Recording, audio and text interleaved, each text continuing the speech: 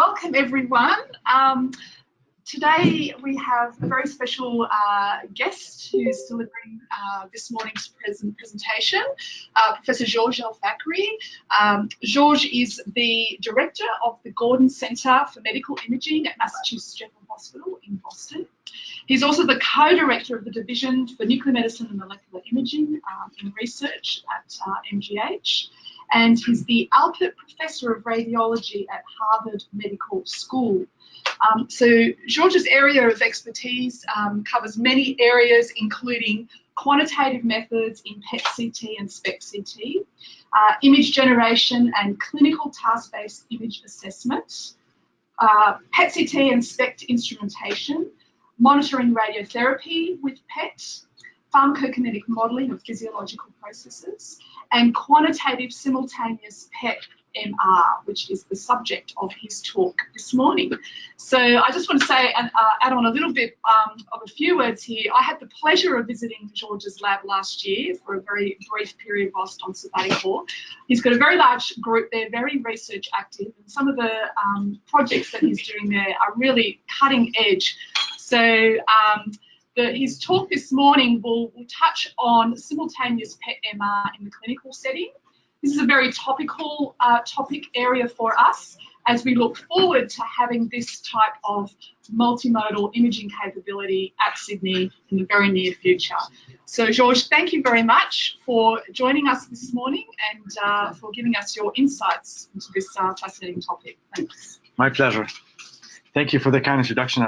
Maybe I should change a little bit what I have on the web in terms of specialty. Sorry. And the hardest part is always the first slide. But now that we got that one up, we should be okay. So since I wasn't sure what was the audience like, I thought I would have some. Hold on. That one is easy. I thought I would have some of the clinical work for the radiologists in the room. Who are clinicians in the room? Okay. So I have a couple of slides for you. And then some for the chemists in the room. I think I spotted at least one. And then some for the physicists in the room. Who are the physicists in the room? So who is everybody else? There are a lot of people who are undefined. All right. So, and before I start, maybe I thought it would be a good idea to give you two slides on the background of our center, where this comes from. Because our center is relatively new. It's only a couple of years old, and we were renamed the Gordon Center because we were endowed in perpetuity. That's why we changed our name. But actually, this is the Center for Radiological Sciences that was started in the 50s. Do I have a pointer, or should I use this? I think I should use this so that the others can see it. Is that the case? Because what I have here is a tiny slide. I can barely see. Okay, here we go. So this is started in the 50s. And I think it's very telling of how a lot of the field developed. So a neurosurgeon, Bill Sweets, asked Gordon Brownell, who was the founder of the center that I run today, do you have a way of telling me if the tumor is on the left side or the right side of the brain, just to confirm before I go in? 1953, that was the idea. So just so that we don't go to the wrong side of the brain. And Gordon said, yeah, I have an arsenic-based probe that I can inject. And I can image two sides of the brain, and the deficit in counts on one side will tell me that the other side is where the tumor is. And that is the first study that was done, and you could tell that this is a lot worse than PET-CT. This is the anatomy drawn by Bill Sweet, and this is what Gordon said, well, here's where the tumor is on the right side. So, but that was really the birth of PET, of PE, Positron Emission. And then the T part was work that Dave Chesler did 4 years before Hounsfield and Cormack with the filter back projections. That was the T, but David never published, so no Nobel Prize for David. And the mission of the center is really improving the patient healthcare based on imaging. That's why you'll see a lot of what I'll show you at the end ends up always being applied to clinical studies. And if it doesn't work in patients, then it's not something that we would pursue forward. The center has very active radiochemistry efforts because, as you know, I hope you do, in PET, probably most of what you do is based on what tracers you have. If you don't have good tracers, then not much you can do. So we're very active. We have about 40 compounds, 40 compounds in men at any given time would be used. And we do work from cell to mice to rats to rabbits. If you're wondering what this is, woodchucks, it's a good liver disease model. To sheep, to pigs, primates, and humans. And actually, our users are not only in radiology. Radiology is a small group of users. The biggest part of our users are in neurology, oncology, radiation oncology, psychiatry, etc. And these are the labs in the center. There are 138 people. I'm showing those because what I'll be showing next is all their work. Not, well, some of it is mine, but a lot of it is their work. So I want to acknowledge them. All right. So PET-MR. If I use this, will the people across see? I'll try to do both like this. I don't promise it's gonna work. But, okay. So. The nice thing about PET-MR is that we have all the strength of PET in terms of high sensitivity. There are three seats in the front for those who are standing if you want to come in. In terms of sensitivity, we have picomolar sensitivity. We can do absolute quantitation relatively easily. But we have the problems, you know, of limited anatomy. Spatial resolution is not our forte. What is different with PET-MR compared to PET-CT, and that's where a lot of my talk will focus, is that unlike with CT, we have a much better soft tissue contrast. And it's the non-ionizing radiation. So you could do, it's non-ionizing imaging. So you could do multiple scans to interrogate different components of a function of the body without having to worry about how much dose you've imparted from the CT. Timing resolution is much better also than PET. So you see that the strength of PET are really the weaknesses of MR. Sensitivity in MR is in the micromolar at best. You may be able to get to a nanomolar. We're talking picomolar here. Quantitation is really still a challenge. Every time you need 3 PhDs to get you a number out of a midget means that it's not ready yet. So that's still a challenge. But those are the strength of PET, so, and vice versa. So this is typically a recipe for either a marriage made in heaven or the odd couple. I hope at the end of my talk, you'll think it's a marriage made in heaven. You'd better because you're getting one, so may as well be enthusiastic about it. Okay, so the first thing that, and what I'll try to do is give you a sense of some of our experience of what we faced and what were the challenges and what opportunities there are. So one of the first things I always, when I give a talk on PET-MR, if I don't show this, somebody will stand up and say, yeah, well, what do you do with attenuation correction with PET-MR because you don't have a CT scan. This is just to show you that there are many methods to do attenuation correction. One is to segment every patient and then assign attenuation values to every patient. It's good because it's patient specific. It's bad because it takes a lot of time. You can use an atlas where you register all your patients to an atlas, and then there you know all the attenuation. The problem there is all your patients don't look the same, and a patient who's had a resection in their brain are not going to look at all like a normal volunteer. So you're not going to be able to match everybody. And then there are a lot of approaches that have been spurred by this need, and I'll show you some of those because those are interesting. But just to remind you that this is a key component. Most manufacturers still don't have today a reliable, definitive solution to the attenuation correction issue that we never had with CT. And it's important because what I'm showing you here is the bias in the SUV values on PET that you would have with different attenuation maps that you would use, whether you use fat and air-lung fat or whether you use air-lung fat, cortical bone. It's important because you see the errors, the bias in your SUV can be quite significant. And that's not something we're used to with PET. With PET, our accuracy usually within 5%. And our referring oncologists or our referring physicians rely on that because when we state, well, there is recurrence or not, we're basing it on an accuracy within 5%. So that is a problem. This was one patient. This is a population of patients to confirm the same thing, that you need many classes of tissues, including bone, in order to have an accurate quantitation. So I'm going to skip this. So this was an opportunity because we realized that actually one way to do this was with measuring with, of course, Dixon in and out of phase fat, but also NCTE to get the bone, but also to feed that into a neural network to estimate the attenuation. I know everybody now is doing AI, but this is, I'll show you in a minute that we had started this a long time ago. The idea being that, I'll show you the idea being here that you'd have a series of patients where you would have had your PET-CT and your PET-MR, so you would have the CT and the MR in the same patient, and that's how you would learn how to derive a distribution of attenuation from your MR, and then you would use that in patients where you don't have CT or you have only the PET-MR. Okay, so this is to show you that this worked. Actually, I started in '98. It never worked. The word of caution here is that, you know, in order to be successful in any of these methods, you have to be the last one to redo something correctly, because these have been done many times incorrectly. So, and we're not claiming to be the ones who are doing it correctly. We're just saying that it takes a long time. The other point to a small point of pointing, when we published this, there was an editorial came out saying, oh, you know, look, they have now derived a CT scan from an MR scan. And I had chairs of radiology emailing me and saying, does that mean we don't need CT scans anymore? I'm like, no, this is only for estimating the attenuation map in your patient. This is not for the diagnostic use of the CT or the MR. But the idea is that you then have a whole group UNet, which is a specialized neural network, that deep neural network where you don't need as much data to do the learning than what you would have had otherwise. And this to show you some of the results. This is the CT Dixon and CTE that we start with, and then here's this is what you would have today.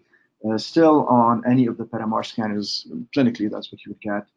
This is your CT that you would have acquired if you had a PET-CT, and the areas we're interested in are bones at the base of the skull. That's usually a problem, and then the air tissue. So you see that this is pretty much closer to that in terms of the bones than what you'd have today. So this is promising, and in terms of activity, you get errors that are much closer to zero than you have had otherwise. Another issue that you will have an opportunity to address with PET-MR that, you know, we always struggled with PET-CT is motion. So it is always ironic when we discuss a resolution on PET of 3 millimeters or 4 millimeters in a patient that is breathing, because that breathing is about 6 or 7 millimeters, and, you know, it obviates all the rest. This is an example of a patient that happens to have a hepatic tumor and happens to be breathing, which happens to all our patients. And you can see that the tumor is barely visible, because what happens here is what you're detecting from the tumor is being averaged over multiple locations. And people who are reading in the chest and abdomen know this very well. You can do gating where you would have imaging only in one position as the patient is breathing, and you'll see better the lesion with a better contrast. But you pay a price in terms of noise, because now you're imaging only in one part of the whole cycle. So you're losing a lot of counts. And if you look at delivery, you can be convinced of that. That is not a problem only in oncology. It's a problem we have also in cardiology, and it can be a lot more severe in cardiology. Here's a patient with an anterolateral defect that is simply due to the fact that the patient happened to have an upward creep as they were being stressed, pharmacological stress. Take a deep breath, and then your anterolateral wall falls into your lung, and you got yourself a nice defect that resolved very nicely by repositioning the patient and imaging. So, but that is not something we can do easily all the time, because we don't know if the patient moves. So with PET-MR, there is an opportunity to correct for that, because unlike with PET-CT, where you have your CT,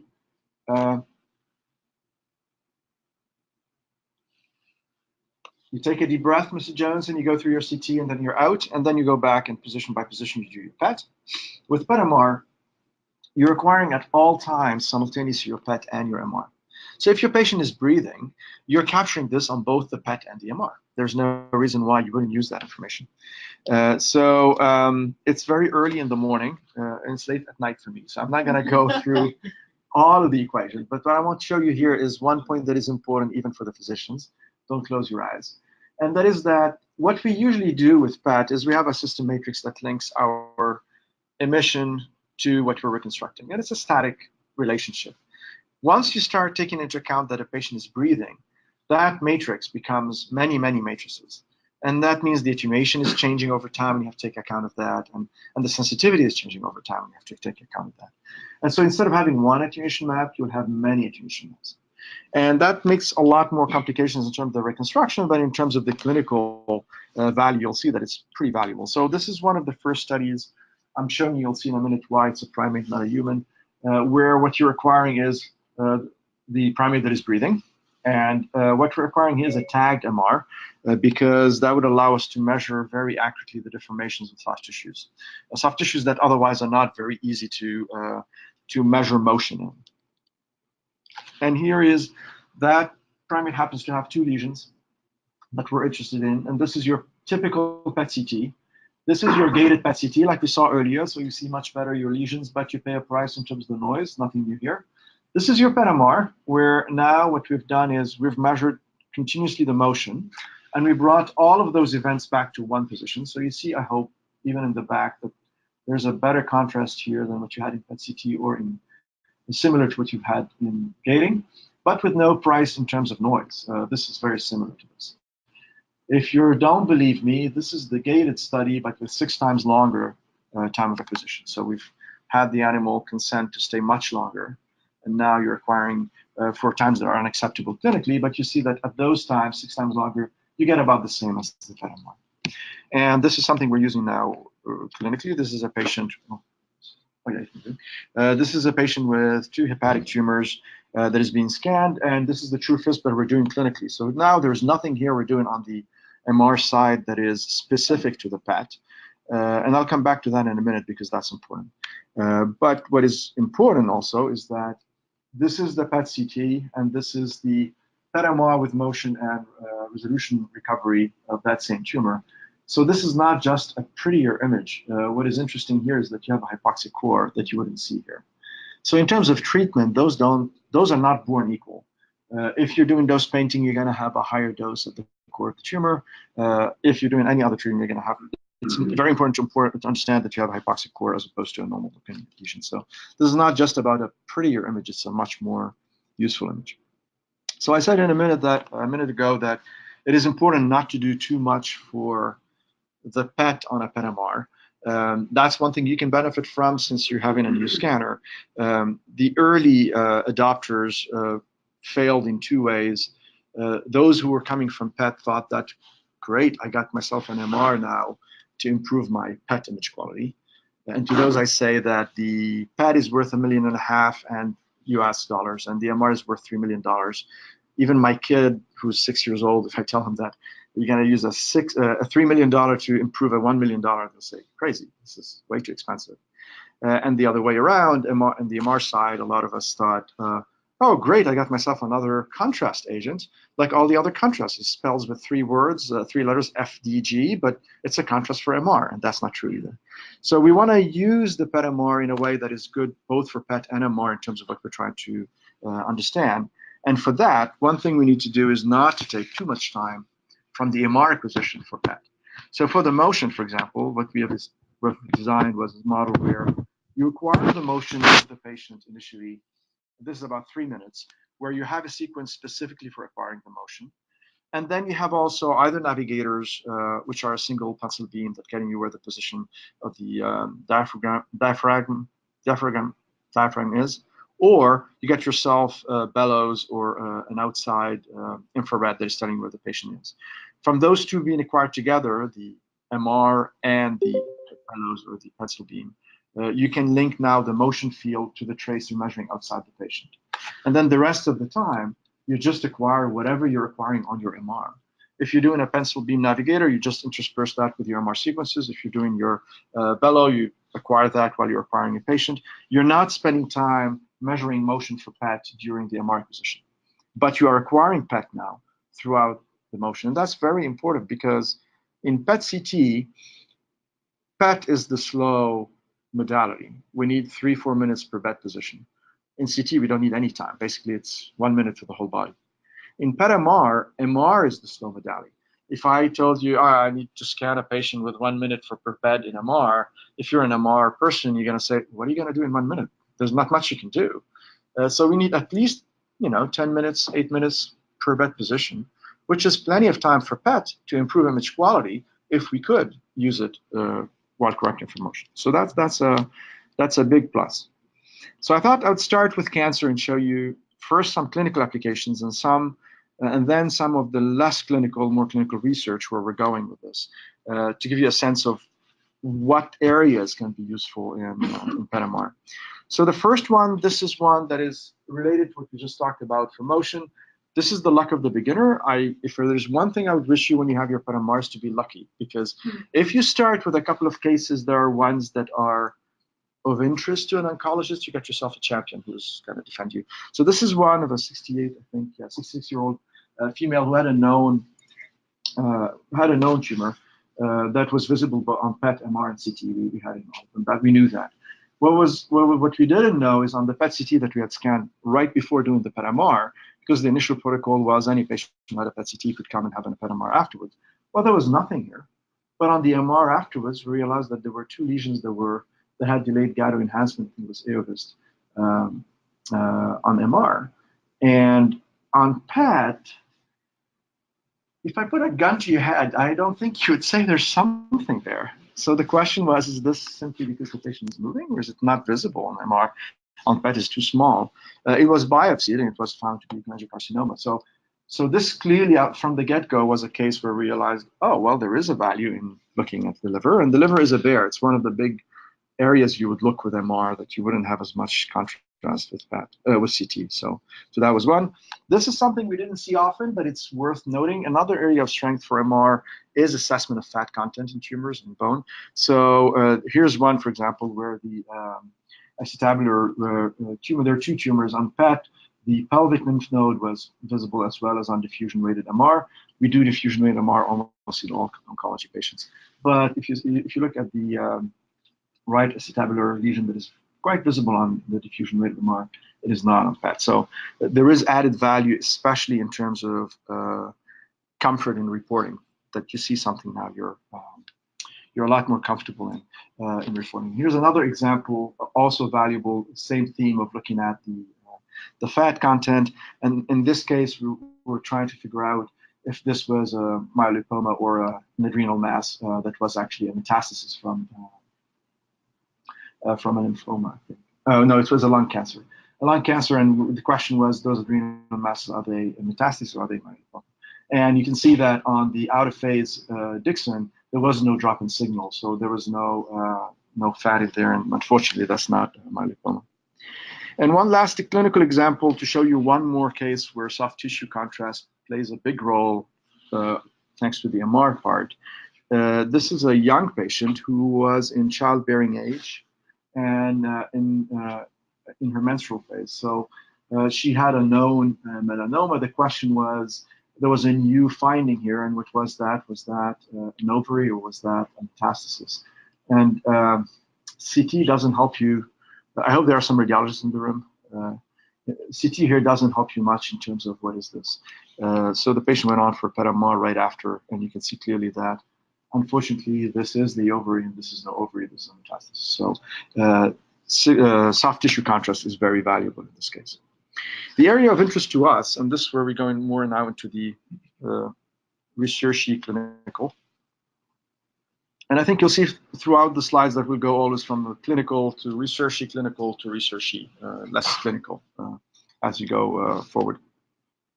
The area we're interested in my lab is using the PET MR for helping with with radiotherapy.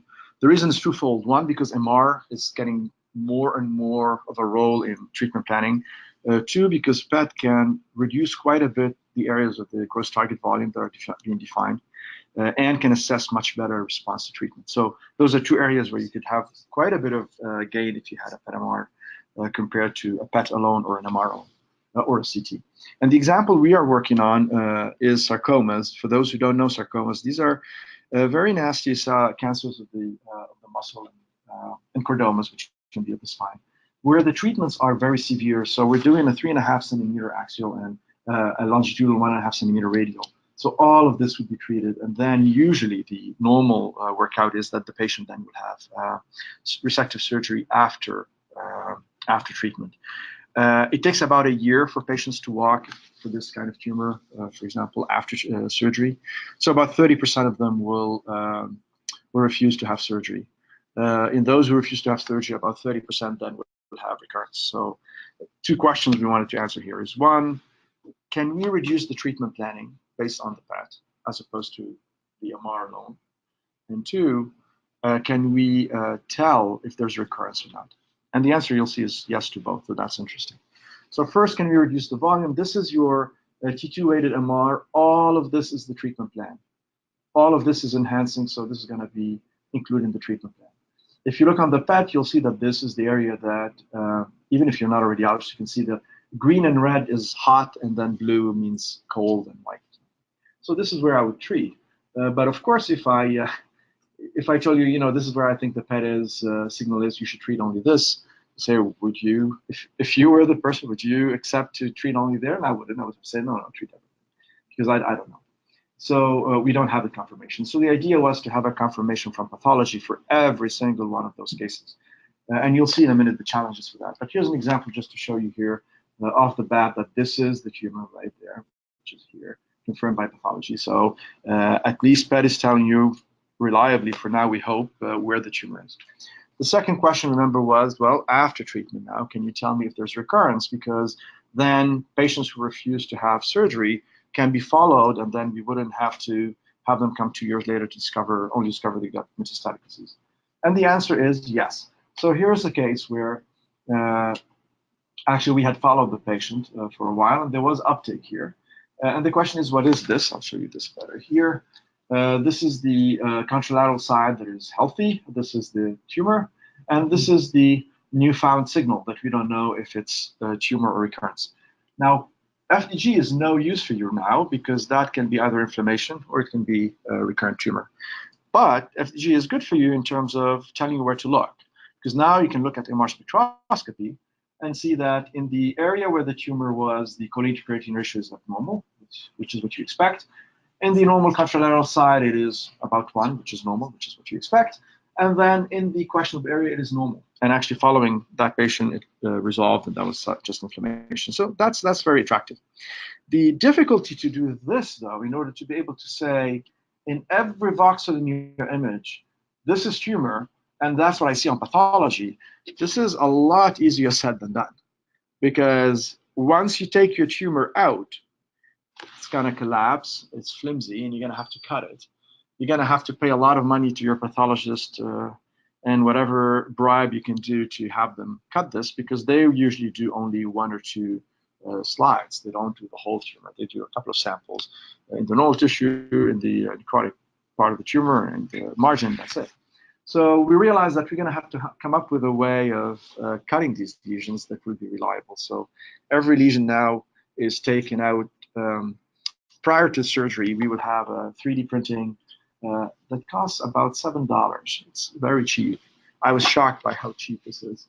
But you have a 3D printer that will get you a print of the environment of the tumor and of the tumor so that you can take out that tumor. Once you have surgery in, you put in the tumor and you have ink here to determine on the bottom of the tumor the localization for the pathologist. Then you put this in the freezer, you freeze the tumor, and then you can go and cut it, and then the pathologist can get you something that looks like this. Where now all of these are slides that now you see why we're bribing the pathologist, because this is a lot more work than what usually they would be doing. This is normal cells, you can see there's normal tissue, this is a tumor, and now all of this pathology is perfectly registered to the PET. So I'm showing you here the PET overlaid on top of the pathology. And now we can start looking at what is tumor and what is not. One last point about sarcoma, because I think that's also important and often overlooked in many cancers. We spend a lot of time, we do a lot of proton therapy, so we spend a lot of time defining the 2 millimeter margin or 1 millimeter margin for where the gross target volume is and where the clinical target volume should be. And it's important to remember that this is the clinical treatment plan based on the CT, and this on the MR, it is better, but both of those failed because they missed a whole area of tumor that was not visible. So it is important to keep in mind that having a sub-millimeter clinical target volume has its limitations, because if you're missing distant disease, in this case, this was a very dramatic case because the patient was supposed to go for amputation, because with that, they thought, this is primary, no metastatic areas, and, it should be fine. And now they discovered there was a distant area in the foot, and then there was one, I'm not sure here, on the other side. There was not going to be any amputation anymore, and the patient is going to do a lot worse. So it's important to remember that. All right, so now, last piece of the oncology part, I'll move to the researchy part, and that's for Dank and Yasser and all the guys for doing ferriheme. So ferriheme is a very interesting nanoparticle. It's a fermoxetol, which is actually FDA approved for treating anemia. that was invented by Lee Josephson in our lab, who made a lot of money out of it, and he's a happy retired radiochemist, semi-retired radiochemist. And the idea is that this particle is a negative contrast particle, although I hear that in your hands you've been able to do a positive contrast with this. I'd like to see that, because that's going to make a lot of radiologists happy.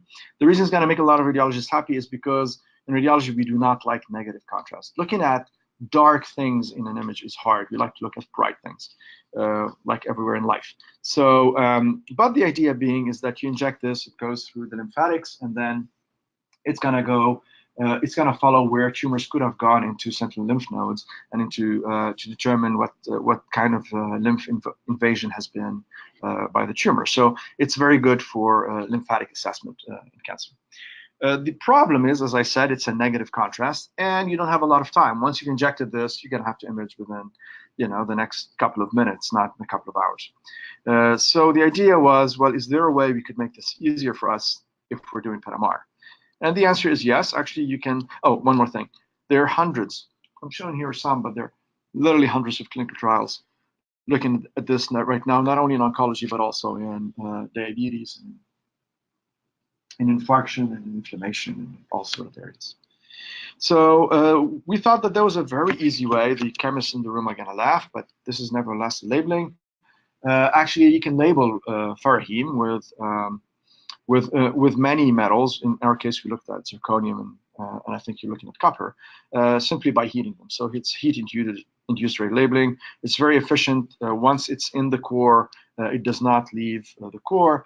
And for the chemist, you can see that there's no difference really in relaxivity or in diameter of the particle. So this is identical particle. Now, that may not be what the FDA would want to hear. We still have to go through the whole validation for the FDA, but for animal use, at least we are now confident that this is the same. And what is interesting in terms of the research side of things is that now we can look at this particle over a long period of time as opposed to minutes, and we see that there is the original clearance that is the plasma clearance, which is what we're accustomed to. But if you look here, you'll see that there is the fast uptake by the resident macrophages in the radiological system that drives the plasma clearance, but then there are monocytes that are circulating, and those monocytes also take up the particle. So now over time here, we're going to start seeing uptake after being in the plasma, in the liver, and the spleen, and then you're going to have a monocyte trafficking into lymph nodes, and then we start seeing uptake in popliteal lymph nodes that we never see in mice. So that's very interesting, because that allows us to look at monocyte trafficking over time, which is not something we've been able to do before. And here's another example in an injury model of a mouse, where you can see that we can track monocytes to the site of injury, and over time, all the way up to a week or so. So that's very attractive, because that allows us to have a long-term follow-up in terms of imaging. All right, I'm going to switch now to the heart, with some applications in the heart. And the one that we have been very involved in is looking at the membrane potential of the heart. So you all know most of cardiac imaging we do is looking at perfusion, how much blood goes to the myocardium. And we've done a lot of that early work with rubidium. But here, what we're interested in is something else. Are you supposed to finish now? Something like that. Oh, okay. Until when am I supposed? 10 minutes? Okay, because I see a lot of people leaving, so I hope it's not the heart that. So the idea is we're interested in looking at the voltage of the cells, because that's a very different concept that is involved in many things. It's involved in arrhythmia, but it's also involved in cardiotoxicity, diabetes, etc. And the idea is very simple. If I were to take a probe, and maybe I can have it here, yeah. If I were to take a probe and look at the inside and the outside of the cell, there's a difference in voltage. If you could do that, you'll see a difference in voltage. And one way to measure that voltage is with a triple charged tetraphosphonium, which is a molecule we have developed also in our center. That will distribute on the outside and the inside of the cell, and the difference in concentration by the Nernst equation is simply the voltage. So, well, related to the voltage, it's the voltage multiplied by some temperature and other constants. So armed with that, we have started looking at many things, and we realized that from the pharmacokinetics point of view, that molecule is going into the cytosol and then equilibrium with the mitochondria. In order to measure the concentration, we can measure K1, K2, and K3, K4, but you still need to know what's the volume of distribution. I think this is something that I'm showing here. You need your volume of distribution if you want to be able to quantify what's the voltage in your cells. And that's not something we can measure from PET. Actually, PET cannot measure that. And that's when we realized that actually this is another opportunity for PET-MR, because on the MR side, you can measure the extracellular volume. And now you get yourself the extracellular volume from MR, you get yourself the voltage from PET, and you get yourself a voltage image. So this is in millivolts. This is a normal heart. This is an infarcted heart with an arrhythmogenic substrate. And this is very interesting because in electrophysiology, in EP, about 30% of the patients who come in fail their EP and they come back for another round. And the reason is when the EP cardiologist goes in through the femoral artery and goes in the cardium, they measure the voltage here with their electroautometry mapping on the inside of the heart. But in this case, the arrhythmogenic substrate that you see here, which is the area that is conducting abnormally, is in the middle of the myocardium. This is the transmyocardium. This is the endo, and this is the epi. So there is no way you could measure this from here. You will miss it at every time.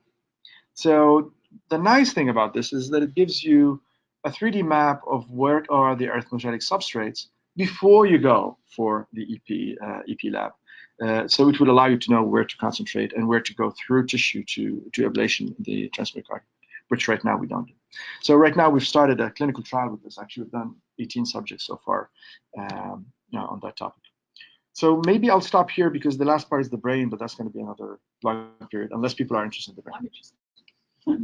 Okay, all right, well, we'll continue. Just tell me when you get bored. So this is one area that is a no-brainer really for PET-MR, because all of our patients who are doing, all our dementia patients systematically will have an MR.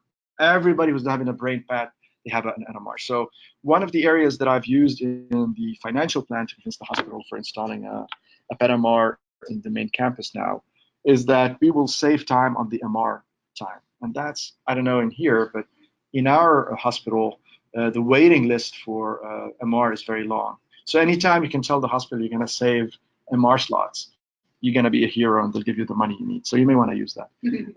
So here's an example of a patient having, so what we're doing in all these patients, these are patients in a clinical trial where we're looking at amyloid and neurofibrillary tangles. So this is a tau scan. This is the MR and this is the PET. And that's the PET on the PET CT and this is the MR. And this is the PET you get on the PET-MR when you use the MR as an anatomical prior. And I hope you see even in the back that this is a much better delineated tau distribution than this. And if you think that, oh, you made a PET look like an MR, that's not true. Here's another area in another patient now, 68, but doesn't matter. We're looking at the substantia nigra, which is also takes up tau tracers because of the melatonin. But you can see that there is no improvement here between top and bottom really in terms of the distribution. Why this is important? Because unlike with amyloid, where the location geographically is not so crucial, it's the amount of amyloid that you have that is the bigger problem. With tau, the location geographically, location where you are, defines your staging. Basically, your Bracken-Brack staging follows perfectly the tau distribution, starting from the transentorhinal cortex to the entorhinal cortex, to the cingulate, and then hippocampus, etc. So having a better resolution and a better distribution there is very important. And tau is used right now not only in, oh, this is one more thing to show you that when you do that, on the theme of a pretty image is not everything, a useful image is a lot better. When you do that, your correlation between the neuropsych and neurocognitive testing and the imaging goes up quite a bit. And that's important because it may make us a little more believable with our neurology colleagues who a lot of times don't buy what we show them on imaging. So getting a better agreement with the neurocognitive testing is a valuable thing. And we use this in other areas. We use this also in traumatic brain injury. This is an example of, these would be rugby players here in our world. These are football players. And what I'm showing you here is the affected area where there has been repeated traumatic brain injury in the brain. and this is the normal unaffected area. And we use the tau as the seed when you're doing the cue ball for the DTI, the diffusion tensor imaging. So you can see clearly that there's quite a bit of reduction of white matter on the affected side versus the contralateral side. And this is just to show you in the population that this is matched for age and controls and weight and size. There's clearly uptake that is not in the normals. All right, so last example of what I want to show you is one area where you need PET-MR. It's a research area, but it's an area where you cannot do this without PET-MR. And we do quite a bit of work in that area because it's functional MRI and PET. And the idea here is that we're looking at a reward system, so dopamine or serotonin neurotransmission, and we would like to know at the same time what the changes in CBV and cerebral blood volume are when you're doing a certain task. So the example I usually give is I'm showing you an image of your chair, and then I want to see how happy you are when you see your chair, and what reward system goes in. Is it fear? Is it reward? And what CBV changes?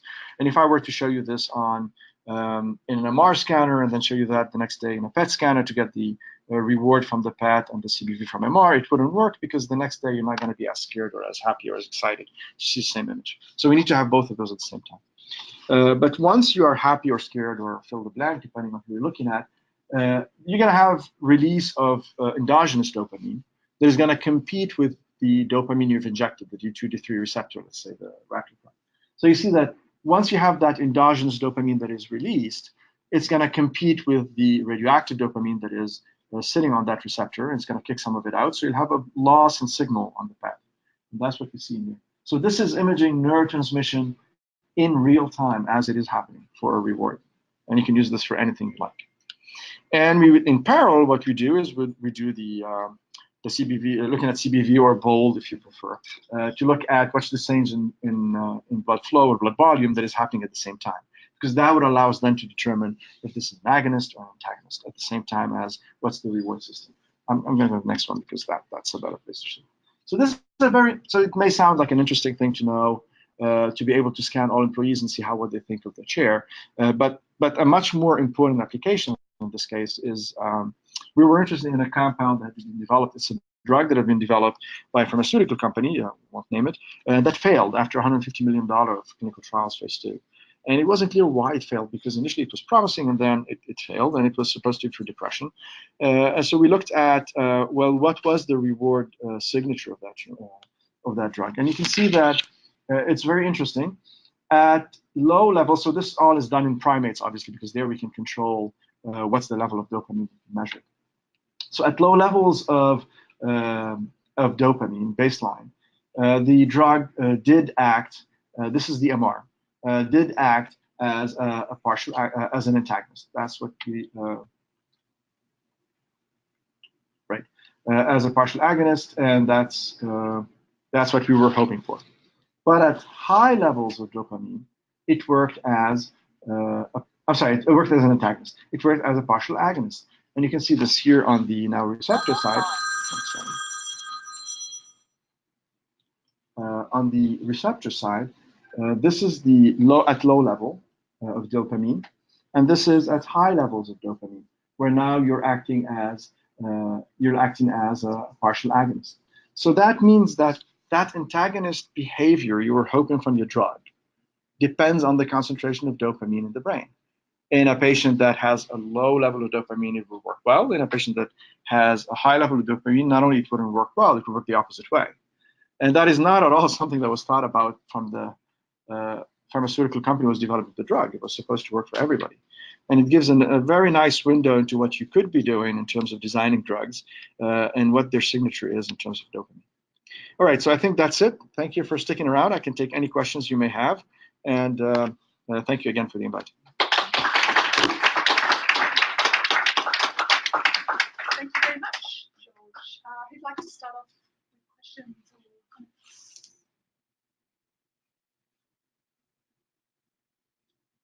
One of the things we're deciding now as we're looking at maybe getting the camera is which areas of clinical imaging will particularly lend themselves to being benefited by having MR rather than CT components, clearly brain. We're assuming pelvis. Other areas that you would suggest? MSK. And pediatric. Because for pediatric, I didn't mention this, but as you know, we have to sedate the patient. So we have two sedations, one on the CT, one on the CT, and one for the MR. So, and each of those takes quite a bit of time. So if you're able to have those squeezed into one session, you're done. There's quite a benefit there. So and then pediatric, on ICU as well. yeah, which for pediatric is also. So the pediatric volume, I don't know here, it's always small, but it's also very vocal. So it is also a very good one to have for the hospital that you're being more you're imaging gently. So pediatric brain, MSK, yeah, soft tissues, liver, lung and bone, stay away. And one thing we've realized is that whole body is not really the realm of MR. I mean, with PET-CT, we eyes to thighs is all what we do every day. It works very well. I don't think the idea of trying to replace PET-CT with PET-MR, that's not at all how one should be looking at this. PET-CT does incredibly well in many cancers and should continue to be used. It is just that for some other cancers, especially in locations that we just discussed, MR does much better. And especially for where we're starting, for the clinical scan, and where we're starting is going to be every scan where every patient that is supposed to have an MR and a PET, will have a PET-MR. Because for a lot of those, we have already a MR planned, a PET plan. Because you're going to have a 3 Tesla MR, as good as any other MR you have. And you'll have a top-of-the-line PET, so there's no reason you wouldn't do it together.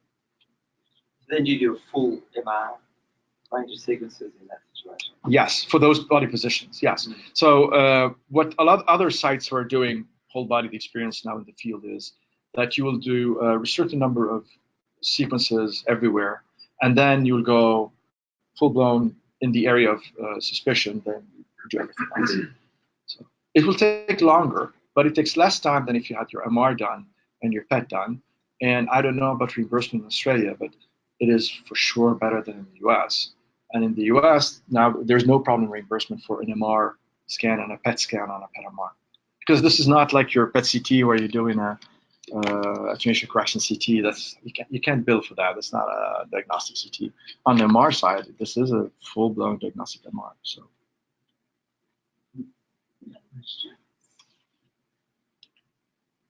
When it comes to the cardiac exam that you showed with the membrane potential?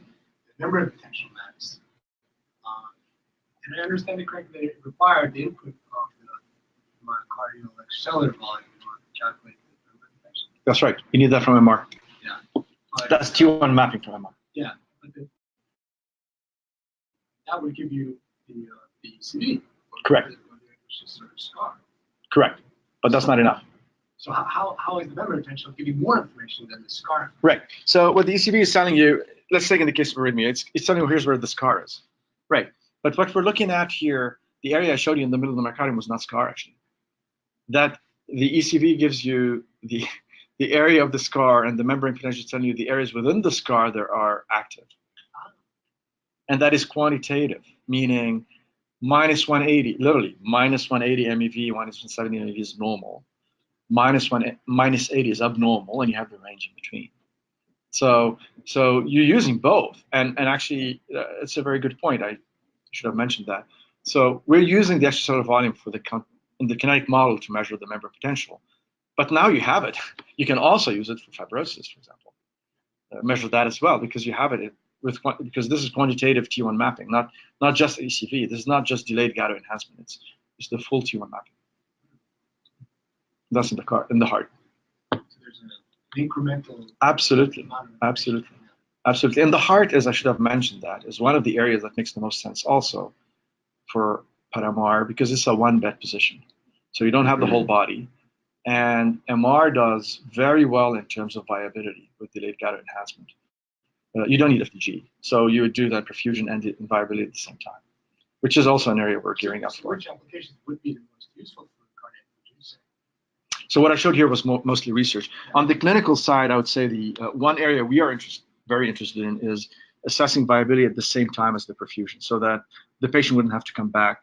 Because otherwise what we do now, we do a rest and a stress, and if you have a mismatch, then they come back, and then we look at, or if you have a match defect, you come back for viability. Well, here you wouldn't need to. You would just have all three at the same time and you're done. That's typically done. by only MR. Perfusion is typically done by MR as well. Yes, but how good is your quantitative blood flow, and how easy is it to do with MR is the question. If you did the blood flow, quantitative blood flow with PAT is very easy, and the viability is very easy. So in terms of how ease of use of a scanner, again, it goes back to if you need 2 PhDs to get you reliable numbers on the flow at rest and stress with MR, we're not there yet. I'm sure that in 10 years we'll be there probably, but I guess it depends on the vendor. On Siemens, yeah, it's like that. Yes, but it's not absolutely quantifiable though. Oh, yeah, well, they give you numbers. Doesn't mean I believe them, because when we do the blood flow afterwards, yeah, because we do those, right? Because when we do blood flow with PAT, you have a good correlation, but you don't have, but it's not this or this in terms of correlation. You know what I mean? There's quite a bit of range in terms of what you get. So, but yeah, I mean, you could. Yes. Thanks for your talk. That was fantastic. You know how you talked about using SMR, for treatment planning for protein therapy. Do you think that for radionuclide therapy, actually, the role of SMR for treatment response, monitoring the treatment response, is going to even make it more important or more kind of increase the idea of using SMR for treatment, for monitoring the treatment response in radionuclide therapy? So you're asking about whether there's a role in assessing. No, you. We've got patients. Sorry. Assessing response to radionuclide therapy? Yeah. Yeah, well, that in my view, that wouldn't be different than radiotherapy. Yeah. I mean, in all of those cases, what we're looking at is there recurrence or not? And so whatever works in one case would work in the other. Absolutely. Which patients would benefit from all this investigation? Because they are not cheap, they're expensive. And if you are working in America, Obamacare won't cover you. Oh yeah, it would. So this is a misconception that, oh, if it's an expensive test, then one, it's not a useful test, or it's not an economical test. This is a very economical test. I'll give you an example. So for many of the therapies, so a scan, let's say a scan is about $3,000. Just to give a sense, it's about $3,000. But the treatment is $300,000. The radionuclide treatments that Yasser was referring to. And radiation oncology proton therapy is $30,000 treatment. So if I were to tell you, you pay $3,000 as an insurer, not you as a patient, but as an insurer. We pay $3,000, and then we can tell if somebody's responding or not. And if they're not responding, we stop the treatment. It may sound harsh, but now we've saved a lot of money for the next patient. So that's how we see the imaging. It is, yes, $3,000 may be expensive. It's a lot more than $500 for a CT scan or $1,500 for an MR scan. But if you were able to have an information that would save you hundreds of thousands of dollars, then I'd say that's very economical. Does that make sense? Yeah, it makes sense, but which patient would you select to do all this investigation? Because you can't do investigation in all these patients. No, correct. So you have to select certain patients. Correct. So Do this type of investigation so patient can benefit, correct. At the same time, you benefit from your results. If the results are good, then you benefit, the hospital benefits. Yes. So I think I show you some examples of some areas where we think there is value. You cannot ahead of time say, oh, these are the ones that have metastatic disease, I'm going to use PET-MR. These that don't have metastases to the soft tissues, so I can use PET-CT. Because if you knew that, well, you wouldn't need the imaging. So you're going to have to, at one point, start doing this systematically. Where you can make your decision tree is based on what's the suspicion of the primary and the metastases. If you have a suspicion for soft tissue, then PET-MR will give you something. If it's initial assessment or lymphoma or lung cancer, PET-CT is perfectly fine. So depending on what cancer and what location, you can decide for a group of patients. But within that group, you can't say which ones would go, unless they're pediatric patients, in which case I would say all of them go, no exception, PMR. See, money is not that important. What is important is the outcome. Oh, I know. Believe me. But you talked about economical, so I'm giving you the answer from the hospital administrative side of you, because I'm one of them. I see that every day. Money is important because that same amount of money is what we need to spend on 2 or 20 patients. So as a patient, if I can get my health back, I wouldn't worry about the money.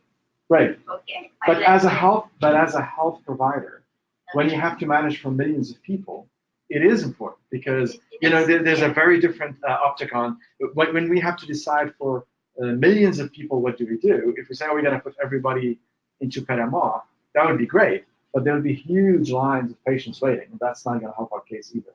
So that's why the triage has to be done based on suspicion of location of tumor. I understand that you have to pay money.